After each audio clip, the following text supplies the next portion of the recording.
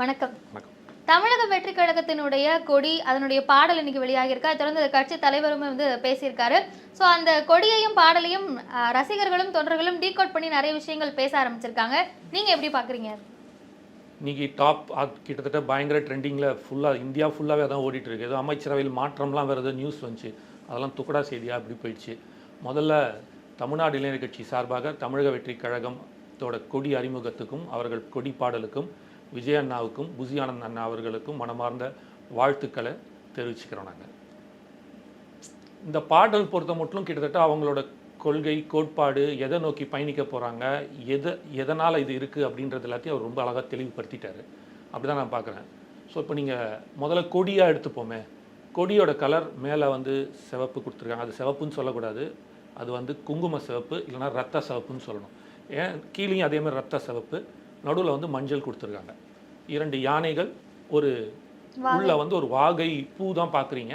அந்த வாகை பூவை சுற்றி ஒரு 28 ஸ்டார்ஸ் இருக்குது, நட்சத்திரம் இருக்குது. மொத்தம் 28 நட்சத்திரம். அந்த 28 நட்சத்திரத்தில் 23 நட்சத்திரம் பச்சை கலர்லேயும் 5 நட்சத்திரம் நீல கலர்லேயும் இருக்குது. ஸோ இது எல்லாமே அவர் ரொம்ப தெளிவாக எதை நோக்கி பயணிக்கிறாருன்றதை ஒரு விஷயம் அஃப்கோர்ஸ் அவர் சொல்லியிருக்காரு. இதுக்கான காரணத்தை நான் மாநாட்டில் சொல்கிறேன் அப்படின்னு சொல்லியிருக்காரு. பட் இருந்தாலும் நிறைய வாட்டி சொல்லியிருக்கேன், is man of few words and man of more action அப்படின்னு சொல்லிட்டு.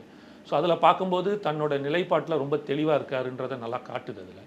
ஸோ இந்த கொடி ஃபஸ்ட் எடுக்கும்போது பார்த்தீங்க அப்படின்னா, ஏன் சிவப்பு ரத்த சிவப்பு இல்லைனா குங்கும சிவப்பு நான் சொல்கிறேன் அப்படின்னா, எல்லா கட்சியிலையும் சிவப்புகள் இருக்கும்.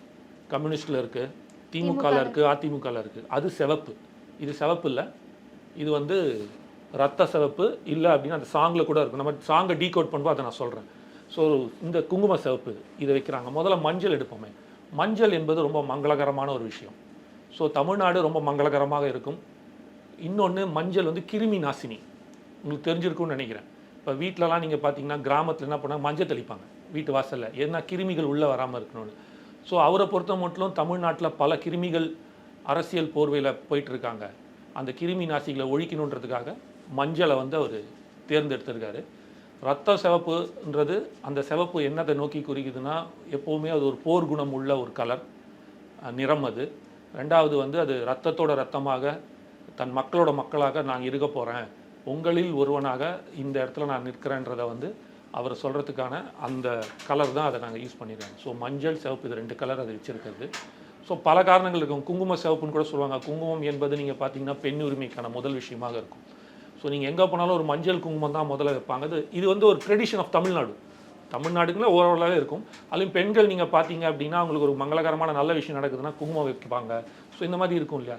ஒரு கல்யாண பெண்ணை பார்த்தாலும் சரி, அந்த பெண்ணை பார்க்கும்போதே அவங்க இன்றைக்கி வேணால் ஃபேஷனில் மாறலாமே தவிர, ஒரு ஜென்ரலாக நீங்கள் எடுத்தீங்கன்னா இப்படி ஒரு வடிவமைப்போடு இருக்கிற தமிழ் கலாச்சாரத்து உள்ள ஒரு விஷயங்கள் கொண்ட அந்த கலர் அவ்வளோ மங்களகரமானமும் ஒரு செழிப்பான நல்ல கலராக தான் அதை பார்க்குறாங்க. ஸோ நடுவில் உள்ளே வச்சுருக்கிற அந்த 2 யானை, அது வெறும் யானை அல்ல, போர் குணம் கொண்ட யானை. யானையிலே நிறையா வித்தியாசம் இருக்குது. அதில் போருக்கு செல்லும் யானை அந்த 2 யானையும். அந்த 2 யானையும் கம்பீரமாக அப்படி துள்ளி குதிச்சு நிற்கிற மாதிரி பிள்ளுற மாதிரி வச்சுருக்காங்க. இது ஜென்ரலாகவே ராஜா காலத்தில் நடக்கிற அந்த யானைகள் இப்படி தான் இருக்கும். பட்டத்து யானைகள் சொல்லுவாங்க. நீங்கள் பார்த்தீங்கன்னா அந்த யானைக்கு ஒரு மரியாதை இருக்கும். ஸோ அந்த யானை அம்பேத்கர் அவரோட இதில் இதில் எடுக்கும்போது, ஒரு யானை என்பது ஞானம் கொண்டது, வீரம் கொண்டது, பொறுமை கொண்டது, வெற்றி கொண்டது. இது எல்லாமே யானை குறிக்கும். நிதானம் கொண்டது, அறிவு கொண்டது. நீங்கள் ஜென்ரலாக நீங்கள் பார்த்தீங்கன்னா ஒரு யானையோட வழித்தடம்னு ஒன்று இருக்கும். அது காட்டிலேருந்து வேற ஒரு காட்டுக்கு போகும். இந்த மழை காலத்தில் இந்த காட்டில் இருக்கும், அடுத்த வாட்டி வேற ஒன்று போகும். கிட்டத்தட்ட அது அதோட ட்ராவல் நீங்கள் எடுத்திங்கன்னா 1 வருஷம் 2 வருஷம் இருக்கும். இந்த சைடில் நார்த்லேருந்து ஈஸ்ட்டுக்கு போகுது, சவுத்துக்கு போதோ, இல்லாட்டி ஈஸ்ட்லேருந்து வெஸ்ட் ஏதோ ஒரு இடத்துக்கு இடம் மாறும்போது 1 வருஷம் அதோட இடம்பெயர்ப்பு இருக்கும். இங்கே நாங்கள் மாறுறது. ஆனால் அது போன ரூட் இருக்குல்ல, 1 வருஷம் கழிச்சு வந்தாலும் அந்த ரூட்டில் அப்படியே போகும். அந்தளவுக்கு அது மதியுள்ள ஒரு மிருகம். ஸோ அப்படிப்பட்ட ஒரு இதை சிம்பாலிக்காகவும் ஒரு வீரத்தோடையும் கம்பீரத்தோடையும் கர்ஜனை, யானை போல் கம்பீரமும் கர்ஜனையும் கொண்டன்னு சொல்லுவாங்க இல்லையா, அதுக்காகவும் நடுவில் வாகைப்பூ என்றால் வெற்றி. அந்த காலத்தில் ராஜாக்கள், இது நிறையா பேர் இப்போ சொல்லிட்டாங்க, அதனாலும் ராஜாக்கள் வெற்றியில் போரில் வெற்றி பெற்று வந்தாங்கன்னா அந்த மரியாதை செலுத்துக்கு அந்த வாகைப்பூ அவங்களுக்கு மாலையாக போடுவாங்க. ஸோ அதை குறிக்கிறது. ஸோ வெற்றி, தன்னோட வெற்றியை குறிக்கிறத மறைமுகமாக அதை பூ அதை வச்சுருக்காரு. அதை சுற்றி ஒரு 28 நட்சத்திரம் வச்சிருக்காரு. அதில் வந்து ஒரு 5 நட்சத்திரம் வந்து நீல நிறம்ல இருக்குது. அது நீலம் யாரை குறிக்குதுன்றது எல்லாருக்குமே தெரியும். ஸோ விளிம்பு நிலை மக்களையும் அம்பேத்கர் போல ஒரு கான்ஸ்டியூஷன். ஸோ அவர் கான்ஸ்டியூஷனை அவர் பேசும்போது கூட சொல்லியிருக்காரு. இன்னைக்கு பேசும்போது கூட அந்த உறுதிமொழியில் கூட இருக்கும். ஸோ தன்னோட கான்ஸ்டியூஷன் அரசியல் சட்டமைப்பை நாம் பேணி பாதுகாப்போம், மரியாதை செலுத்துவோம். ஸோ அதுக்கான அந்த விஷயமாகும். பச்சை நிறம் என்பது வந்து கண்டிப்பாக விவசாயிகள் மற்ற எல்லா விஷயத்துக்குமே ஒரு இது இருக்கிற ஒரு இதுவாக, அது எது 28 எக்ஸாக்டாக போட்டாங்கன்றது மட்டும் தெரியல. அதில் ஏன் 28 நட்சத்திரம்னு, ஏன்னா ஒருவேளை 43 நட்சத்திரமாக இருந்தாலோ இல்லாட்டி 43 நட்சத்திரம் வச்சுருந்தாங்கன்னா கண்டிப்பாக சொல்லிடலாம். அது வந்து ஏன்னா 43 துறைகள் இருக்குது தமிழ்நாட்டை. அது வந்து அரசியல் யார் ஆட்சிக்கிறவங்க மாற்றிப்பாங்க. பட் ஜென்ரலாக பார்த்தீங்கன்னா ஒரு 38லேருந்து 43 வரைக்கும் துறைகள் இருக்குது. ஸோ அதை வச்சு இருக்கலாம். இல்லை ஒருவேளை ஒரு 37 இல்லை 38 வச்சுருந்தாரு வச்சுக்கோங்க, அது 38 மாவட்டத்தை குறிக்குதுன்னு சொல்லலாம். தமிழ்நாடு 38 மாவட்டம். ஸோ 38 மாவட்டத்தை குறிக்குதுன்னு சொல்லலாம். ஆனால் 28 வச்சுருக்காங்கன்ற போது அது என்னன்னு அது மட்டும் எனக்கு தெரியல. அது விஜயண்ணா தான் சொல்லணும். இன்னும் ஒரு மாதம் தானே மாநாட்டில் தெரிஞ்சிட போகுது. நீங்கள் இந்த யானையை பற்றி சொல்லும்போது இன்னொன்றுமே ஞாபகம் வந்து, இப்போ பகுஜன் சமாஜ் கட்சி வந்து தேசிய அளவில் ஒரு கட்சி, ஒடுக்கப்பட்ட மக்களுக்கான அந்த சின்னமாக பகுஜன் சமாஜ் கட்சியினுடைய அந்த யானை சின்னம் இருக்குது அப்படின்றத பார்க்க முடியுது. ஸோ இந்த யானையை நம்ம இதோட தொடர்புபடுத்தி பார்க்கலாமா? ஒடுக்கப்பட்ட மக்களுக்கானது அப்படின்ற பொருளை நம்ம எடுத்துக்கலாம். இல்லை இது அதுதான், இது அதுவும் சேரும். அதை குறிக்கிறதுக்கு தான் அந்த ஒரு கீழே வச்சிருக்காரு பாருங்க, ஒரு 5 ஸ்டார் வந்து பார்த்தீங்கன்னா அதிலே வருது. ஆனால் பகுஜன் சமாஜ் சின்னமாக வச்சிருக்காங்க, இவங்க கொடியிலே வச்சிருக்காங்க. பகுஜன் சமாஜோட சின்னம் யானை. இவங்களுக்கு என்ன சின்னம் நமக்கு தெரியாது. ஏன்னா யானைகளோ விலங்குகளோ சின்னம் கொடுக்க வாய்ப்பே கிடையாது. ஒருவேளை தமிழ்நாட்டில் வந்து விஜய் நான் வந்து யானை சின்னம் தாவேகாக்கு வரப்போகுது போல இருக்குது, அதனால் வச்சுருக்கான்னு நினைக்கிறாங்க. அதுக்கான வாய்ப்புகள் 100% கிடையாது. ஏன்னா எந்த ஒரு மிருகத்தோட சின்னத்தை வைக்கக்கூடாதுன்றது எலெக்ஷன் கமிஷன்லையும் இதுலேயும் சட்டமாக கொண்டு வந்துட்டாங்க. கடைசியாக பகுஜன் சமாஜ் இவங்களுக்கு மட்டும் மாயாவதி கிடைச்ச சின்னம் தான் யானை. அதுக்கப்புறம் வேறு யாருக்கும் மிருக சின்னங்கள் கொடுக்கறதில்ல, விலங்குகள் சின்னம் கொடுக்கறதில்ல. ஸோ அதனால் அது இருக்க வாய்ப்பு இல்லை. ஆனால் இவர் சொல்ல வருது என்ன அப்படின்னா, இங்கே ஒரு மிகப்பெரிய ஒரு போராட்டம் இருக்குது. அந்த போராட்டத்தை வெற்றி பெறணும். அந்த வெற்றியை எப்படி கொண்டு வர போகிறோம்னா, இப்படிப்பட்ட ஒரு வலிமை தலைமையோடு நாங்கள் வரப்போகிறோன்றது தான் அந்த இதில் குறிக்குது உங்களுக்கு ஃபுல்லாகவே.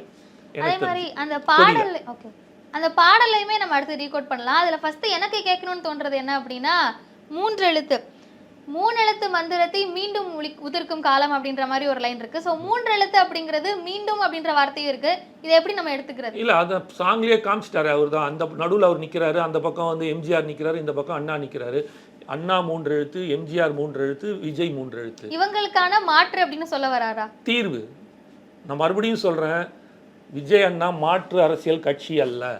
ஏன்னா திமுகவுக்கு மாற்று அதிமுகனு, அதிமுகவுக்கு மாற்றுன்னு பல கட்சிகள் வந்து கடைசியாக ஒரு நடிகர் வரைக்கும் வந்து நின்ன கட்சிகள்லாம் இருக்குது. அவங்கெல்லாம் மாற்று சிந்தனை கட்சிகள்னு வராங்க. இவர் மாற்றத்துக்கான கட்சி அல்ல, இவர் தீர்வுக்கான கட்சி. இவர் தீர்வை நோக்கி வரார். நீங்கள் இந்த டீகோடிங் பண்ணும்போது அந்த சாங்கில் நான் சொல்கிறேன் பாருங்கள், என்னென்ன மாதிரியான அந்த டீகோட் நம்ம சாங்கை பேச போகிறோம் இல்லையா, அப்போ பேசும்போது அதில் தீர்வுகள்லாம் எல்லாமே அழகாக சொல்லிக்கிட்டே வராது. ஸோ இவர் தீர்வுக்கான கட்சி. இது ஏன் தீர்வுக்கான கட்சின்றதை முதலையுமே நான் சொல்கிறேன் அப்படின்னா, இன்றைக்கி ஒரு கொடியை அறிமுகப்படுத்துகிறாங்க, போகிறாங்க வராங்க அப்படின்னா ஒரு கலவரமாக இருக்கும் நீங்கள் பார்த்தீங்கன்னா.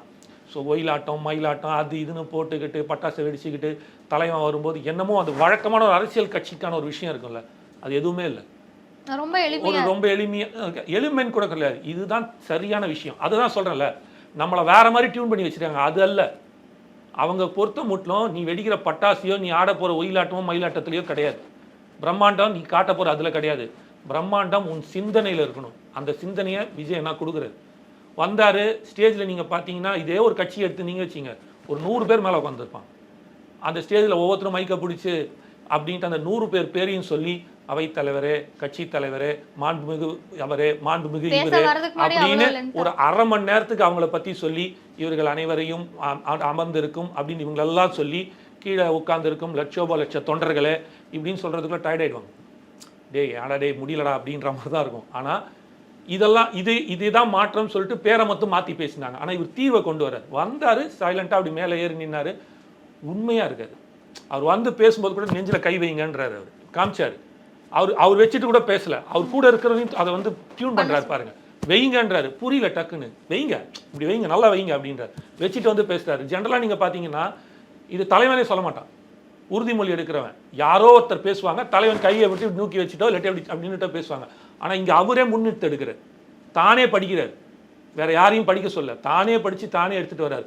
ரொம்ப எளிமையாக இருந்தார். எந்த ஒரு இதையும் ஒரு இதுவும் இல்லாமல் வந்துட்டு அங்கே வந்து இந்த விழாவை நடத்தும், இந்த கொடியை அறிமுகப்படுத்த இத்தனைக்கும் செய்து அதெல்லாம் எதுவுமே சொல்ல. பொதுச் செயலாளரை பற்றி ஒரு வார்த்தை கூட சொல்லு.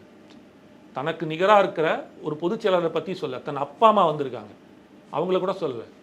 எல்லாமே அண்டர்ஸ்டுட். அதாவது இவர் அடுத்த தலைமுறைக்கான தலைவர்ன்றதுல கரெக்டாக ஜெல் ஆறாரு, டியூன் ஆறாரு. ஏன்னா இப்படிப்பட்ட தலைவனை தான் 2K கிட்ஸ் இந்த இளைஞர்கள் எதிர்பார்க்குறாங்க. 2Kல இளைஞர்கள் எதிர்பார்க்குறாங்க. நீங்கள் வழக்கமான டிபிக்கல் பாலிடிக்ஸ் பண்ணுற ஆள் இல்லை. அதனால நான் தீர்வு அரசியல் சொல்லிட்டு இருக்கேன். வந்தார், உறுதிமொழி எடுத்தார், கொடியை லான்ச் பண்ணார், அழகான ஒரே ஒரு 5 வார்த்தைகள் பேசினார், ஒரு 5 நிமிஷம் பேசினார், முடிச்சுட்டு கிளம்பிட்டார். அதுலேயுமே ரொம்ப தெளிவாக இருந்தார். ஏன்னா நம்ம சாங் டீகோடிங் பண்ணும்போது இந்த கொடியில் ஒரு விஷயம் இருக்குது. அவர் வந்து ஒரு நெகட்டிவிட்டி பாலிடிக்ஸை எடுக்கலை. முதல்ல அதை மக்கள் ஃபஸ்ட்டு புரிஞ்சுக்குங்க. ஜென்ரலாக நீங்கள் பார்த்தீங்கன்னா எல்லா அரசியல் கட்சியுமே நீங்கள் பார்த்தீங்கன்னா, நான் எதிர்கட்சியை பார்த்து கேள்வி கேட்கிறேன், நான் இவர்களை பார்த்து கேள்வி கேட்கிறேன், அந்த கட்சி ஒழுங்கா ஏதாவது ஒரு விஷயத்தை அவங்ககிட்ட கேள்வி கேட்டால் அடுத்த நிமிஷம் அவங்க என்ன பண்ணாங்கன்னு தான் கேட்பாங்க. நீங்கள் என்ன பண்ணுறீங்கன்றதுக்கான பதிலே வராது. எல்லா கட்சியுமே 100 கட்சி எடுத்தீங்கன்னா 99 கட்சி அப்படி தான் இருக்கும். அதாவது 1-2 கட்சி மாறுற மாதிரி பேசுவாங்க. அதில் முதன்மையாக இருக்கிறவர் விஜயனான்னு நான் பார்க்குறேன். ஏன்னா பாடல்ல கூட அரசரை கேள்வி கேட்கும் தளபதியின் காலமடின்னு இருக்கு. வர மேடம், அது சாங் காஸ்டா வச்சுப்போம். இப்போ இந்த கொடிக்கான விஷயத்தை நான் முடிச்சிடுறேன். ஏன் அப்படின்னா இந்த கொடியில் ஒரு பிரச்சனை இருக்குது மேடம். 2016 வந்து சேலத்தை தந்த ராதாகிருஷ்ணன் நினைக்கிறேன், அவர் வந்து ஒரு கோர்ட்டில் கேஸ் போட்டிருக்காரு. அது எதை நோக்கி அப்படின்னா, கொடி கம்பங்கள் காமன் பிளேசஸில் இருக்குது இல்லையா, ரோட்டில் பார்த்துருப்பீங்க, ஜங்ஷனில் பார்த்துருப்பீங்க, பொது இடத்துல, இது வந்து எடுக்கக்கூடாதுன்னு சொல்லிட்டு கோர்ட்டில் கேஸ் போட்டு கோர்ட் வந்து தீர்ப்பு கொடுத்துருக்கு. 2019 தீர்ப்பு வந்திருக்கு. என்னன்னு வந்திருக்குன்னா, அனைத்து கொடி கம்பங்களும் எடுக்கப்படணும். ப்ரைவேட் பிளேசஸ் ஓகே, அவங்ககிட்ட பர்மிஷன் வாங்கி வச்சுக்கலாம்.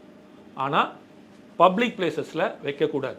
எல்லா கொடி கம்பும் எடுக்கணும். ஆனால் எந்த கட்சியும் எடுக்கலை, வச்சுட்டு இருக்காங்க. ஆனால் இவர் அந்த இடத்துல எவ்வளோ தெளிவாக சொல்கிறாரு பாருங்க. நீங்கள் உள்ளத்துலையும் இருப்பீங்க, இல்லத்துலையும் வைப்பீங்கன்னு எனக்கு தெரியும். இருந்தாலும் ப்ராப்பராக அதற்கான அந்த கொடி வைக்கிறதுக்கான பர்மிஷன் வாங்கிக்கிட்டு யாருக்கும் எந்த பிரச்சனையும் இல்லாமல், தடங்கள் இல்லாமல் செய்யுங்கன்ட்டு போகிறது. இங்கே அவர் நினச்சிருந்தா அப்படி சொல்லியிருக்கலாம், மற்ற கட்சிலாம் அப்படி வச்சுருக்காங்க, இதை நம்ம பண்ணக்கூடாது. ஒரு உதாரணத்துக்கு சொல்கிறேன், இதை ட்ரெண்டிங் ஆக்கணும், இல்லைனா ஒரு பெரிய ஏன்னா அரசியலில் பொறுத்த மட்டும் ஏதாவது ஒரு கான்ட்ரவர்சி ஏதாவது பேசி ட்ரெண்ட் ஆக்கணுன்ற மைண்ட் செட்டில் தான் எல்லா அரசியல் கட்சி தலைவர் இருப்பாங்க. ஆனால் இவர் வித்தியாசமாக இருக்கார் சொல்ல வர. இவருக்கு என்னென்னா, எனக்கு அது இல்லை, என்னோட தீர்வு நான் சொல்ல வருது இதான், இப்படி ஒரு பிரச்சனை இருக்குது, இதை பார்த்துங்க. மறைமுகமாக சொல்லிட்டு போகிறார். அவர் ஒரே வார்த்தை, மற்ற கட்சியில் அப்படி வச்சுருக்காங்க, நம்ம இப்படி வைக்கக்கூடாது, நம்ம வந்து பர்மிஷன் வாங்கி வைக்கணும், அதனால் இதை பார்த்துங்க, இப்படி ஒரு கோர்ட்டில் இப்படி ஒரு விஷயம் இருக்குது அப்படின்னு ஒரு வார்த்தை சொல்லியிருந்தாரு வச்சிங்களேன், இது எல்லாத்தோட அது பயங்கர ட்ரெண்டிங் ஆகிருக்கும். மற்ற எல்லா கட்சியும் நெகட்டிவிட்டியோட சாடுற மாதிரி இருக்கும். இந்த அரசியலை அவர் முன்னெடுக்கலை. தான் ஒரு பாசிட்டிவான ஆள், நான் வந்து மக்களுக்கு பாசிட்டிவிட்டியை மட்டும்தான் கொண்டு போவேன். அதனால தான் முடிக்கும் போதும் சரி, தொடர்ந்து ஒரு வாட்டியும் பாருங்கள், வெற்றி நிச்சயம், நம்பிக்கையாக இருங்க, வெற்றி நிச்சயம் தான் சொல்லி முடிச்சுட்டு போகிறாரு. அவரோட ஃபைனல் டச் பார்த்துருக்கீங்களா? போன அந்த பசங்களோட இதுலேயும் சரி நம்பிக்கையோடு இருங்க, வெற்றி நிச்சயம் 2 கை காமிச்சிட்டு போகிறார். வேறு எதுவுமே. ஸோ ஒரு பாசிட்டிவிட்டியான ஒரு அரசியல் எடுக்கிறாரு. அரசியல்னால நெகட்டிவிட்டி, அரசியல்னா சாக்கடை, அரசியல் பிடிக்கல, அரசியல் வேண்டான்னு ஒதுங்கின ஒரு மாபெரும் ஒரு முக்காவாசி கூட்டங்கள் இருக்குது. வேறு வழியிலேன்னு ஓட்டு தான் போகிறாங்களே தவிர நீங்கள் பாலிடிக்ஸ் எனக்கு பிடிக்காதுங்க அப்படின்னே போட்டிருப்பாங்க. நீங்கள் வந்து அவங்களோட பயோவில் பார்த்தீங்கனாலே, சோஷியல் மீடியாவில் வச்சுருக்க இன்ஸ்டாவாக இருக்கட்டும், ட்விட்டர், ஃபேஸ்புக்கில் நீங்கள் பார்த்தீங்கன்னா பாலிடிக்ஸ்க்கு நோ பாலிடிக்ஸ்னு எழுதியிருப்பாங்க. வியூஸ்க்கு வந்து நோ பாலிடிக்ஸ், இல்லை ஹேட் பாலிடிக்ஸ்னு போடுவாங்க. ஆனால் இதை மாற்றுறதுக்கு ஒரு பாசிட்டிவிட்டியோட கரெக்ட் அதான் பாருங்க வந்தார். அதை உள்ளத்துலையும் இருக்கும், இல்லத்துலையும் வைப்பீங்கன்னு தெரியும். இருந்தாலும் இதை ஏற்றும்போது எந்த ஒரு பிரச்சனையும் இல்லாமல் இதை வழி அதுக்கு இதுக்கு ஏற்ற மாதிரி செஞ்சு எடுத்துக்கின்ற உறுதிமொழி படிக்கும் போதும் சொல்கிறார். அதில் என்ன போட்டிருக்காருன்னா, அரசியல் சாசனத்தை மதிப்போம், அதன் பிரகாரம் வழி நடப்போம்னு அந்த உறுதிமொழியில் வருது. அதுக்கு என்ன அர்த்தம்னா, இந்த கொடியில் இருக்கிற பிரச்சனை தான் அதை எடுத்து வைக்கிறாருன்ற அர்த்தம். ஸோ இது எல்லாத்தையுமே தீர்வு. நான் பல இதுலேயும் சொல்லியிருக்கேன், நீங்கள் இன்டர்வியூஸ்லையும் சொல்லியிருக்கேன், நம்ம சமயத்துலையும் சொல்லியிருக்கேன். அவர் எல்லாமே ஒரு ஹோம்ஒர்க் பண்ணுவார் மேடம். சும்மா வந்து ஏனோ தானோன்றதுக்கு பண்ணுறதில்ல, மனமாற உள்ளத்தால் அவர் நேசிக்கிறார்.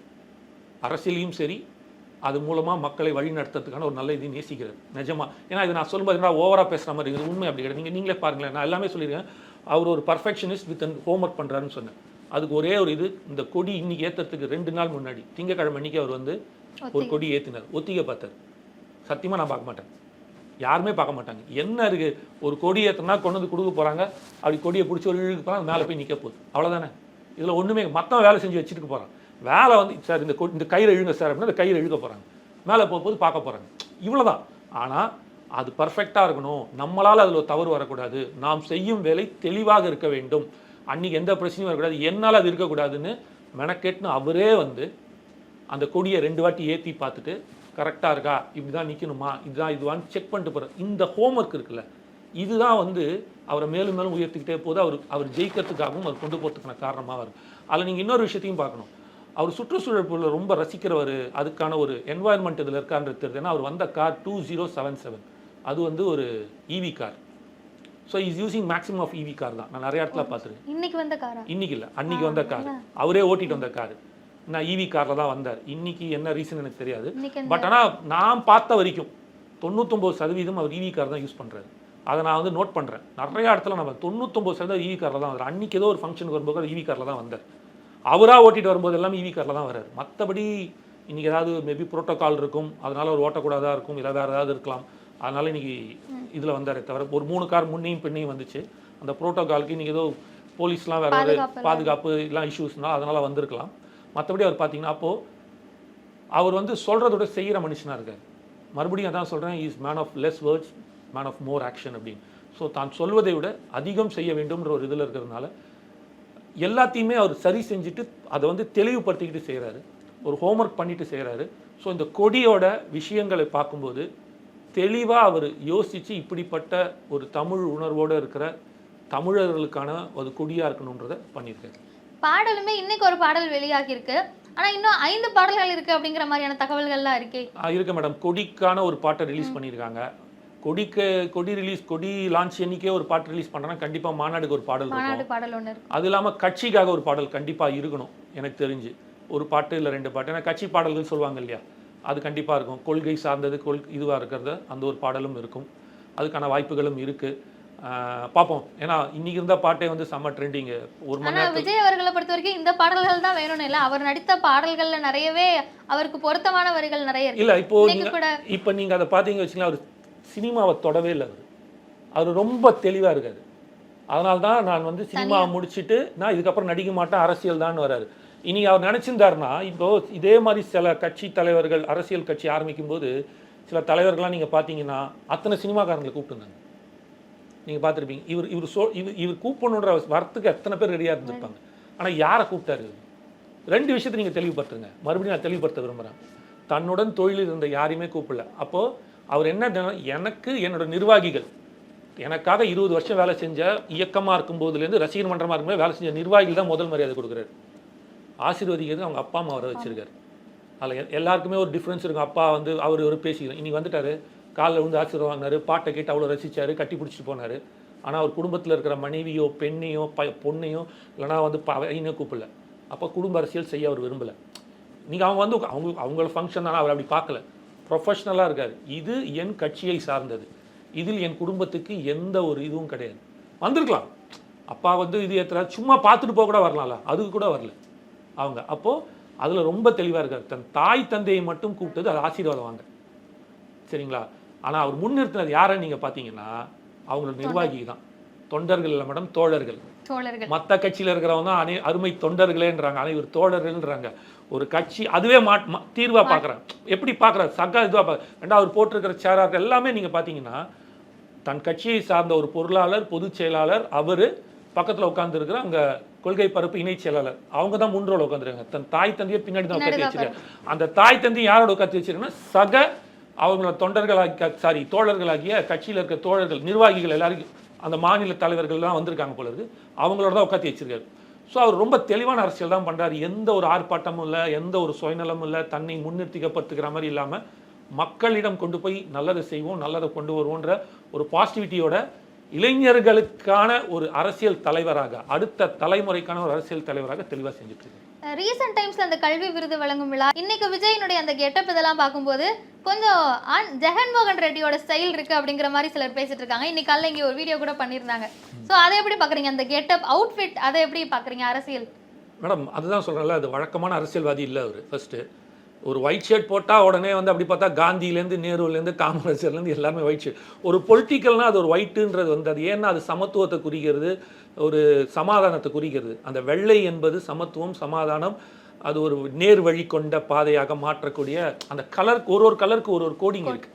ஸோ அந்த ஒரு விஷயத்துக்காக தான் அந்த ஒயிட்டை போடுறது. எல்லாருக்கும் சமம், நேர்மையை காட்டுறதுக்கும் வெண்மைன்னா அதாவது என்ன சொன்னா நேர்மையாக இருக்கிறதுக்கு ஒரு ரொம்ப வெளுத்து வெள்ளை மனசுரா அவனுக்கு அப்படின்னு சொல்லுவாங்க இல்லையா, அந்த மாதிரியான ஒரு விஷயத்துக்காக தான் அந்த ஒயிட் ஷர்ட் வருது. அஃப்கோர்ஸ் அவர் டிப்பிக்கல் அவன் வேஷ்டியில் வந்திருக்கலாம், வேஷ்டியில் வரல. ஒரு பேண்ட் போடும்போது அவர் என்ன காட்டுறாருன்னா ஒரு டிப்பிக்கல் அரசியல்வாதி, அதில் ஒரு டிஃப்ரென்ஸ் காட்டுறாரு. ஒரு பேண்ட் ஷர்ட் போட்டிருக்க ஒரு யங்ஸ்டர், அடுத்த தலைமுறை, தப்பு இல்லை, நல்ல விஷயமா இருக்குன்றதை போடுறாரு. மற்றபடி அவர் ஜெகன்மோகன் ரெட்டியோட இது பண்ணுறாருன்றதெல்லாம் எனக்கு பெருசாக தெரியல. எல்லாருமே ஒயிட் போடுறாங்க, எல்லாருமே இப்போ பேண்ட் போட ஆரம்பிச்சிட்டாங்க. இப்போ ராகுல் காந்தி போடுறாரு, உதயநிதி போடுறாரு, எல்லாருமே போடுறாங்க. அவங்கள டிஷர்ட் போடுறாங்க. உதயநிதி பார்த்தீங்கன்னா டிஷர்ட்டில் இருப்பார், ஏன்னா அவர் யூத்துன்னு காட்டணும், யூத்தோட ஜெல்லாருன்றதுக்காக. ராகுல் காந்தியும் பண்ணுறாரு.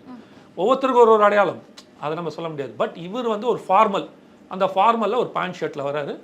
ஒரு நார்மலான பொலிட்டீஷனாக இருக்கணும் தவிர டிப்பிக்கல் பொலிட்டீஷனாக ஒரு கரை வேட்டி போட்டுக்கிட்டு அவங்களுக்கே உரிய இதில் வராமல் ஒரு டிஃப்ரென்ஸ்க்காகவும் ஒரு அட்ராக்ஷனாக நான் எப்போவுமே இருக்கேன். ஒரு மாற்றன்றது வந்து சிந்தனையில் இருக்கணும், வெறும் உடையில் மட்டும் இல்லை அப்படின்னு அந்த ஒரு போலி வேஷம் போடாத, அதுலேயுமே தனக்கான ஒரு நேர்மையை காட்டுறாருன்னு தான் நான் பார்க்குறேன். இந்த பாடலுமே இன்னைக்கு வெளியாக இருக்கு. பாடலில் நீங்கள் கவனித்த விஷயம் அந்த மாதிரினா என்ன சொல்லுங்கள்? பாடலை கவனித்த விஷயம்னா முதல்லேருந்தே போகலாம். ஃபஸ்ட்டு எடுத்தோம் அப்படின்னா வெற்றி கழக கொடி ஏறுது நம்ம ஜனங்க விதி மாறுது தான் முதல்ல. வெற்றி கழக கொடி ஏறுது நம்ம சனங்க விதி மாறுது, வெற்றி கழக கொடி ஏறுது மக்கள் ஆசை நிஜமாகுது. First எடுத்துருக்கிற line. தமிழங்கொடி பறக்குது தலையுகம் பிறக்குது, தலைவன் யுகம் பிறக்குது, புதுசாக சொல்லியிருக்காரு. அப்போ வந்து தமிழங்கொடி பறக்க போகுது, அவர் தமிழர், ஒரு தலைவனோட யுகம் பிறக்க போகுதுன்றது, காலம் பிறக்குது தான் அவர் சொல்லியிருக்காரு. 3 எழுத்து மந்திரம் மீண்டும் காலம் ஒலிக்க போகுது. ஸோ அந்த 3 எழுத்து மந்திரம் யாருன்னு பார்த்தீங்கன்னா அண்ணா, எம்ஜிஆர், விஜயண்ணா, அந்த 3 எழுத்து வருது. மீண்டும் காலம் ஒலிக்க போகுது, சிறுசு பெருசு ரசிக்குது, சிங்க பெண்கள் சிரிக்குது. ஸோ அவர் ஃபஸ்ட்டு யார் இந்த விஷயத்த சொல்லிட்டு, அதாவது அவர் வரப்போறாருன்னு சொல்லிட்டு. ஆனால் இதுக்கு முன்னாடி நீங்கள் ஒரு விஷயத்த பார்க்கணும். அந்த சாங் ஆரம்பிக்கிறதுக்கு முன்னாடி ஒரு சின்ன அனிமேஷன் இருக்கும். அந்த அனிமேஷனில் நீங்கள் பார்த்தீங்க அப்படின்னா யானை இல்லை, அதுக்கு முன்னாடி ஒரு யானையில் 2 யானைகள், ஒன்று வந்து ஒரு யானை ஒரு கலரில் இருக்கும், இன்னொரு ஆல்மோஸ்ட் இருக்கும், தந்தம் மட்டும் டிஃப்ரென்ஸில் இருக்கும். அது யாரை குறிக்குதுன்றது ஓரளவுக்கு தெரியுது யாருன்ட்டுன்னு.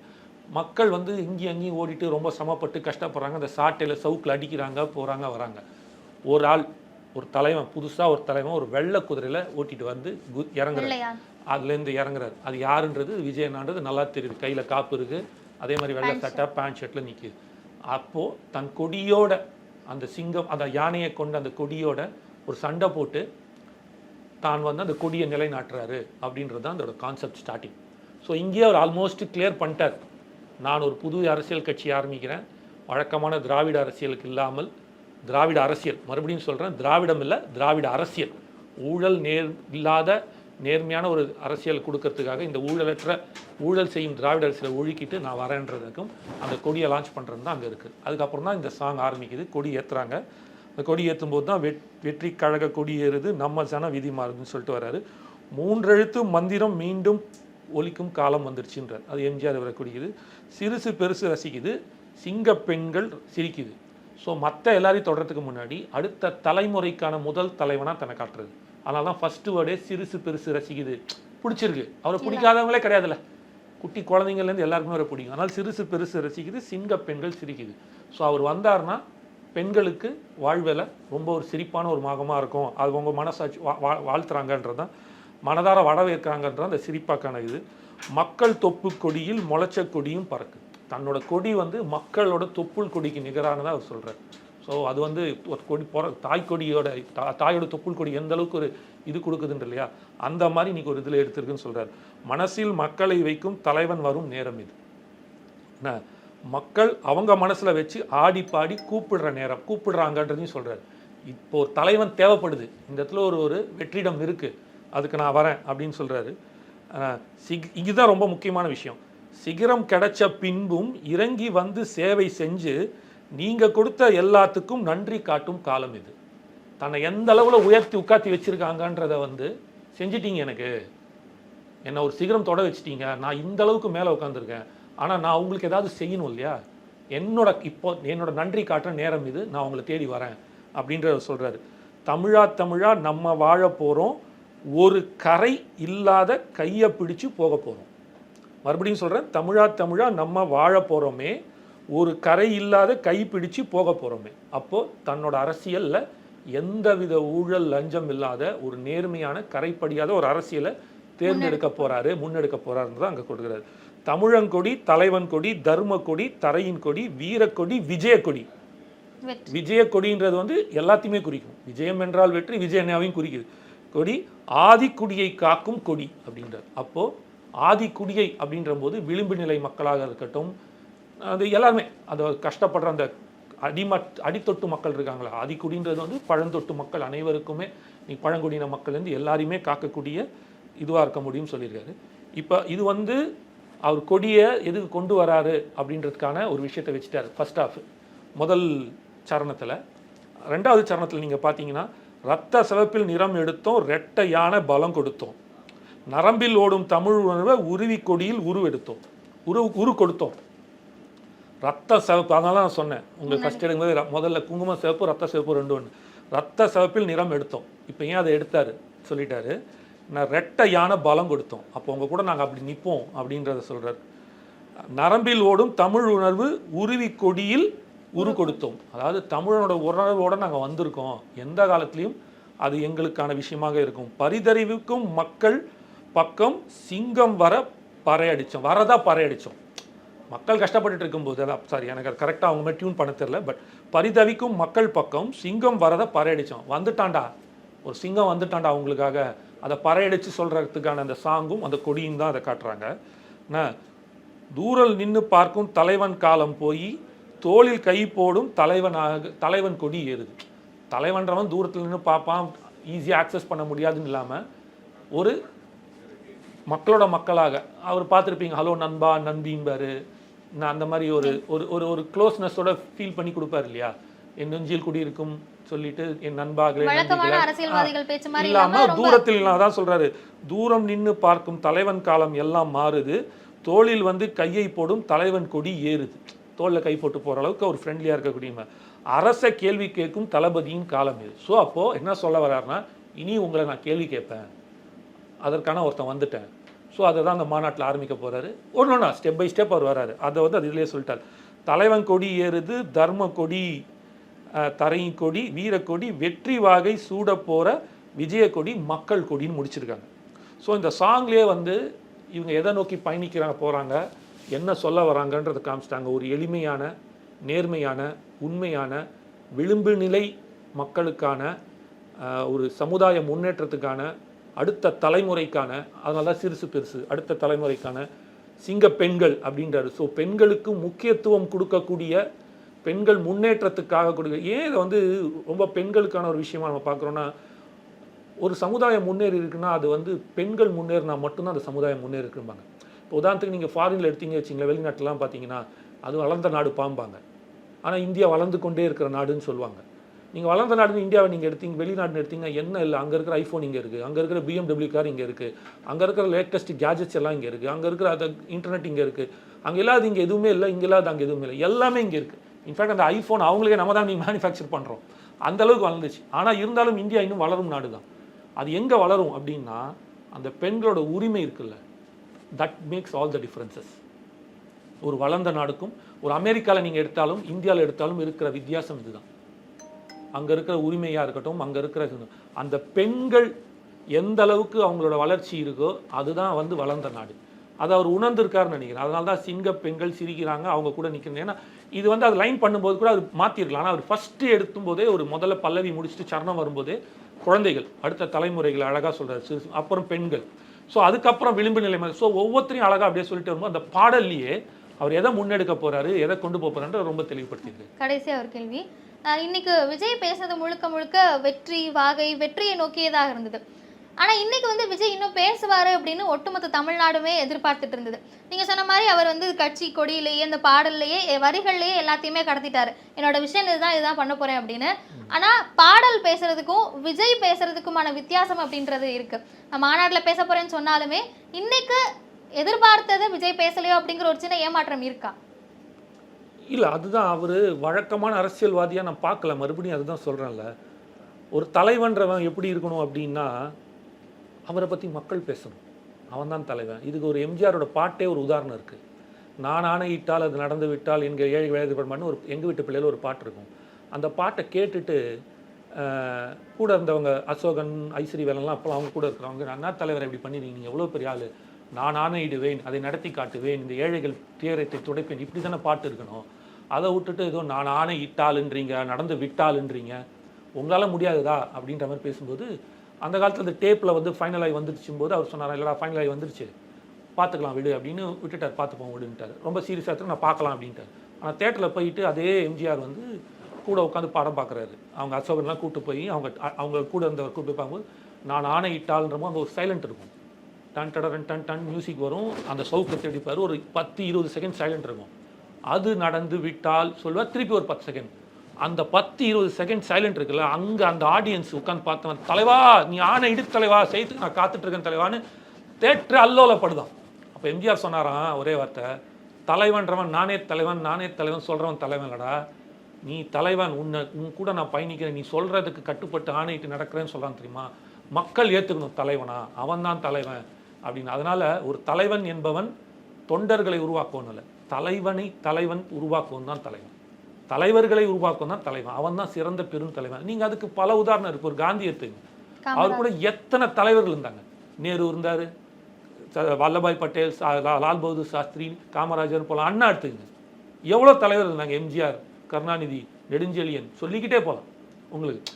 அப்போது ஒரு பெரிய தலைவனை பார்த்து தான் இன்ஸ்பயர் ஆகி ஒரு தலைவன் வருவாங்க. இந்த டைமில் நம்ம சொல்ல முடியுமா, என் காலத்தில் எனக்கு தலைவனே இல்லையே, நான் யாரை தலைவன் சொல்லுவேன், நீங்கள் எனக்கு இன்ஸ்பயர் ஆகிறதுக்கு யாருமே இல்லையே, தலையெழுத்தேன்னு தான் தேடி வரும் அரசியலுக்குள்ள, ஐயோ இவ்வளோ கேவலமாக இருக்கே இதை மாற்றணுமே தான் வரும், இன்ஸ்பயர் ஆகி வர அளவுக்கு இல்லை. அப்போது இவரோட பாயிண்ட் நான் எப்படி எடுக்கிறேன்னா, அதுதான் ஒரு பாட்டை போட்டாச்சு, அந்த பாட்டில் இவ்வளோ காமிச்சாச்சு, ஒரு கொடி ஏற்றியாச்சு, அந்த கொடியை சொல்லிட்டேன், அதையும் அழகாக சொல்ல, இந்த கொடிக்கான காரணத்தை நான் வந்து இதில் சொல்கிறேன் அப்படின்றாரு, அழகாக சொல்லிட்டார். ஸோ அவர் வந்து மறுபடியும் சொல்கிறேன், is a man of less words more ஆக்ஷன்றதை அவர் ப்ரூவ் பண்ணிகிட்டே இருக்காரு. அதனால் வந்து அவர் இன்றைக்கி அதை பேசியிருந்தாருன்றதை விட மக்கள் இதை பற்றி பேசட்டும் அப்படின்னு அவர் நினைக்கிறார். அவர் சொல்லிட்டாரு, அதான் சொல்லிட்டாரேப்பா அப்படின்னு. இன்றைக்கி நம்மளே எடுக்கும்போது கூட நீங்கள் இந்த டிபேட்டில் கூட எனக்கு கூப்பிட்டுருக்க வாய்ப்பு இல்லை, இப்படிலாம் இருக்கேன்னு எனக்கு கூப்பிட்டு கேட்குறீங்க. ஒருவேளை அவர் சொல்லிட்டாரு வச்சிங்களேன், அங்கே அதுக்கான அந்த ஒரு இதுவே இல்லைல்ல. அப்போ மக்கள் சென்றடையத்துக்கு ஒரு யுக்தியாக கூட இதை எடுத்துக்கலாம், தப்பு கிடையாது. இன்றைக்கி அவங்க ரசிகர்கள், அவங்க தொண்டர்கள், அவங்க தோழர்கள் எல்லாருமே, நீங்கள் யாரும் எடுத்துங்க, இன்றைக்கி டாக்கே தானே போயிட்டுருக்கு, என்னவா இருக்கும் எதுவாக இருக்கும். இன்றைக்கி நான் இந்த அளவுக்கு ஒர்க் பண்ணியிருக்கேன் உட்காந்து. இப்போ அவர் முடிச்சு 1 ஹவரில் அது ஒன்னொன்னே நான் டீகோடிங் பண்ணி பார்த்துட்டு வந்து நான் பேசுகிறேன்னா எனக்கு அது ஒரு வாய்ப்பை ஏற்படுத்தி கொடுக்குறாரு. அப்போ இனி நான் இன்னும் கற்றுக்குறேன்ல, அதற்கு ஒரு வாய்ப்பை அவர் அமைச்சு கொடுக்குறாருல. எல்லாத்தையும் ஸ்பூன் ஃபீட் பண்ணக்கூடாது, நீ கேட்டு வெளியில் வா அப்படின்னு ஒன்று இருக்குது. ஸோ அதை வந்து அவர் எடுக்க, இந்த இடத்துல தான் பெரியார் கொள்கை அவர் கடைப்பிடிக்கிறாருன்னு நான் நினைக்கிறேன். பெரியார் வந்து ஒரு விஷயத்த சொல்லிவிடுவார், சொல்லிவிட்டு இது வந்து உண்மையா தப்பான்றதை நீ ஆராயி, நான் சொன்னேன்றது மொத்தமாக மண்டையில் ஏற்றிக்காத, போய் படித்து ஆராய்ச்சி எடுத்துக்கோம்பார். ஸோ இந்த மாதிரியான சிந்தனைகளில் கொண்டு அவர் கொண்டு போகிறாங்க. அவர் நினச்சிருந்தா சொல்லிட்டு போயிருக்கலாம், இந்த கொடி எதுக்கு தெரியுமா, இந்த கலர் எதுக்கு தெரியுமா, இந்த நட்சத்திரம் எதுக்கு தெரியுமா, இந்த யானை எதுக்கு தெரியுமா, 2 நிமிஷம் இருக்குது. ஆனால் அவர் சொல்லலை. சொல்லாமல் இதுக்கு நான் சொல்கிறேன்ற போது அதை கற்றுக்கொள்ள வேண்டும்ன்ற ஒரு எண்ணத்தோட சில பேர் இருப்பான்ல, அவனுக்கு ஒரு வாய்ப்பு கொடுக்குறதா கூட அவர் பண்ணியிருந்துருக்கலாம். ஸோ அப்படி தான் நான் பார்க்குறேன். எல்லாமே அவர் ஒரு பாசிட்டிவிட்டியோட பண்ணுறாரு, ஒரு நெகட்டிவ் சைடுக்குள்ளே போக மாட்டேங்கிறாரு. மற்றவங்கள பற்றி அவர் கவலைப்படலை. அந்த கட்சி என்ன பண்ணிச்சு, இந்த கட்சி என்ன, நான் என்ன செய்ய போகிறேன், நான் என்ன கொண்டு போய் வைக்க போகிறேன், எனக்கு என்ன வேணும், இதை தான் நான் மக்களுக்கு செய்ய போகிறேன்றதுல ரொம்ப தெளிவான சிந்தனை இருக்காது. ஸோ அடுத்த மாதம் மாநாடு சொல்லியிருக்காங்க. எனக்கு தெரிஞ்சு மாநாட்டில் இதை விட ரொம்ப தெளிவாக தான் என்ன செய்ய போகிறோம், என்ன மாதிரி கொள்கைகள், எதை கொண்டு போய் வைக்க போகிறோம், மக்களுக்கு என்ன தேவை வரைக்கும் அவர் கொண்டு வருவார்ன்றதுல நல்லா தெரியுது. அதான் நிறைய பேர் சொல்லுவாங்க, அவர் அரசியல், அவர் சினிமாவில் இருந்தவர், அவருக்கு என்ன தெரியும், அவர் ரொம்ப பேச மாட்டேங்கிறாருன்றாரு இல்லையா. அந்த விமர்சனம் தான் அவர் மேலே வைக்கப்பட்டு இருக்கு. அந்த ஒரே ஒரு விமர்சனம் தான் அவர் மேலே. அவருக்கு வந்து எதுவுமே தெரியாது, அவர் வந்து ஒரு பணக்கார ஒரு உலகத்துக்குள்ளே வாழ்ந்தவர், அவருக்கு வந்து வெளி உலகமே தெரியாது அப்படின்னு. அப்படிப்பட்ட ஒரு விஷயம் கிடையாது, என்ன தேவையில்லை. ஒரு good student is not necessary B a good teacher. ஒரு தெளிவான ஒரு ஸ்டூடெண்ட்டாக இருக்கணும், டீச்சராக இருக்கணுன்ற அவசியம் இல்லை. அதனால் ஒருத்தர் ஏசி ரூமில் உட்காந்துருக்காரு, வெளி உலகம் பார்க்கலாம், அவருக்கு தெரியாதுன்ற அவசியம் கிடையாது. அவர் எடுக்க போகும் நடவடிக்கையும், அவர் சொல்ல போகிற கொள்கையும், அவர் முன்வைக்க போகும் திட்டங்களை வச்சு தான் நம்ம சொல்ல போகிறோம். அப்படி பார்க்கும்போது அவர்கிட்ட வந்து ஒரு தெளிவு தெரியுது. ஸோ இந்த தெளிவு மீண்டும் உங்களுக்கு வந்து, அதாவது அவர் 26க்குள்ளே அவரை ரொம்ப தெளிவுபடுத்திடுவார்ன்றதுல எந்த ஒரு இதில் ஒரு சிறந்த தலைவன், அடுத்த தலைமுறைக்கான சிறந்த தலைவனாக இருப்பாருன்றதை நிரூபிப்பார். மக்கள் நிச்சயம் அவருக்கு வாக்களிப்பாங்க. இந்த நாளில், இந்த கொடியேற்றின நாளில் அவருக்கு மீண்டும் தமிழ்நாடு கட்சி சார்பாக விஜயண்ணாவுக்கு வாழ்த்துக்களை தெரிவிச்சுக்கிறேன். நன்றி. நன்றி.